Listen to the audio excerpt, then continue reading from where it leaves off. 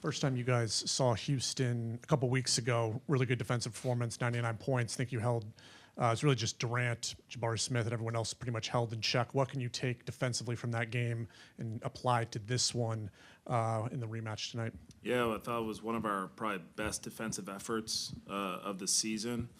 Going on the road, playing a team that had lost the night before to Boston and knowing how hungry they were going to be, I thought that we brought a great level of physicality, understanding their creators' tendencies in Şengün and Durant. And I just also thought the connectivity of the group that night was like really good. Durant had to see crowds on all of his pick and roll actions, ISOs. I think it kind of threw off his timing a little bit at times before getting to jump shots. And, he had a costly turnover, I think, where he kind of like mishandles the ball because he sees so many bodies and guys are stunting and getting back home. It was great. And then trying to take away the restricted area was a big point of emphasis, I think, for Şengün, knowing if he gets down there, it's a foul or it's a bucket. And the group did a really good job of, I think, trying to protect that area as a team, and even as he got a couple post-ups, knowing his baseline spin, but also just understanding when he gets in there, he's looking to score, and I thought they did a great job of stunning and getting back out. So the connectivity defensively was unbelievable that night. Coach, good to see you. At the end of that game, I know that I spoke to Khan after that game, and he wasn't happy with the way things closed out. Do you sort of identify those specific minutes and how Houston kind of came back into it for your guys before this game? We definitely learned after the game, post-game, about how we can finish that game better. But I think the bulk of what we did for 3.5 quarters was what we tried to focus on and what we tried to emphasize and what we'll try to recreate this evening when we play them again. And understand that they're going to play a little bit better, and we have to bring a bit of an edge and hunger to try to, play a really good team, hungry for a road win. Josh Green was really good in that game and had a huge impact. Do you think there's something about the way that the Rockets play and what Josh brings that was a good fit for you guys? Rockets, even outside of it, I think Josh Green in general every night plays with that type of competitiveness, that type of energy and intensity. Our guys, our staff, love all of his transition, chase down, back taps, and deflections and steals, and then gets a layup on the other end or a corner three, and that's just how he plays. And so, regardless of who it is every night, he's very consistent with the impact and the effort that he gives on both ends of the floor. Just wonder your reaction to Melo, his accident yesterday. Obviously, we spoke to you yesterday in practice, didn't happen afterward. Just wondering your reaction and how he's doing after that. Yeah, my reaction was, someone had asked me a little bit about this on a radio call, and I just said the first thing when you hear about any type of accident is you hope all parties involved are okay and they're healthy and they're safe. And so he was able to come in today feeling good, ready to go, and he'll be ready to play tonight. Then distraction-wise for you guys, this is, I wouldn't say another distraction for you, but obviously you had the incident about a week or so ago with the fight and everything. One, as a coach, how do you make sure distraction, especially with you guys playing for position in the playoffs right now, how do you make sure that doesn't kind of creep into you and just destroy what you're trying to do right now? Yeah, it's a great point. Like distractions, I think that our staff and our players, we try to get ahead of things as much as possible. And so even in the offseason, we talked a ton about like embracing adversity and focusing on the things that we can control.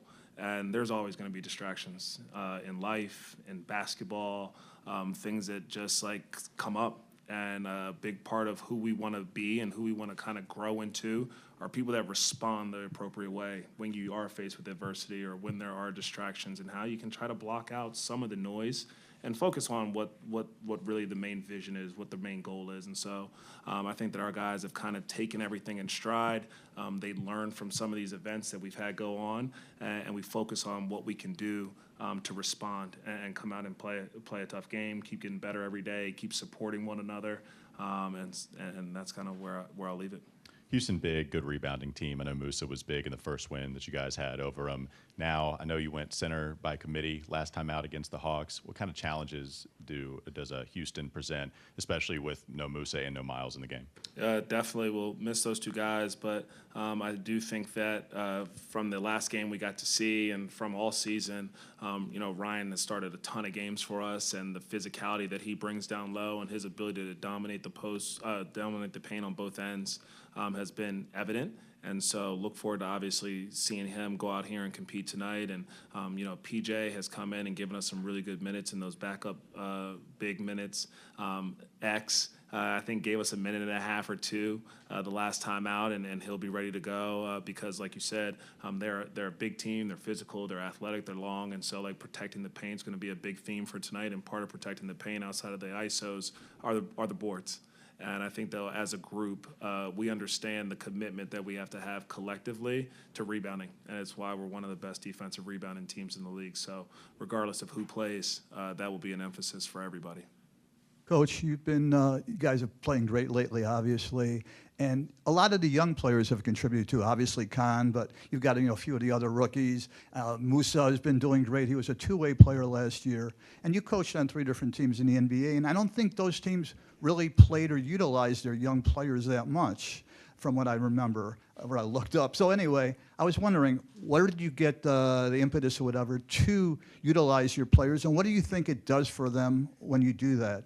Yeah, I would say I have been blessed to be around a few really good organizations, and one of the things that they pride themselves in is like taking a holistic view in player development. And so, yes, there weren't as many like young players in some of the spots I was in previously. The young players that were there, it was important to figure out how you can help them all kind of grow and develop. And sometimes that didn't translate to minutes with the NBA team, but there was still a development plan in place. And so what I tried to bring here was that same kind of concept where we want to be able to maximize everyone. We want them to be the best person that they can be on the court, off the court, the best player, the best athlete, all of it. Like it's again a holistic view.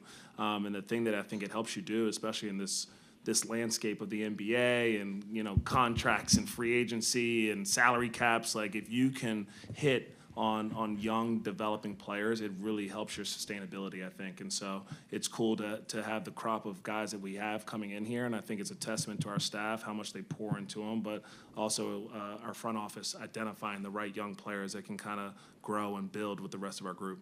You think that also, too, helps with their confidence? A lot of other teams seem to pull their players the first time and they make a mistake, something like that. You seem to give the guys some leash. And what do you think that does for them? It gives them a ton of confidence. Anytime the guys know that they can play through mistakes, it helps. I think it also helps to have a phenomenal G League team in the Swarm and a coaching staff there where at times if there's the ability for them to get extended minutes, they're involved in a program that mirrors exactly what we do here.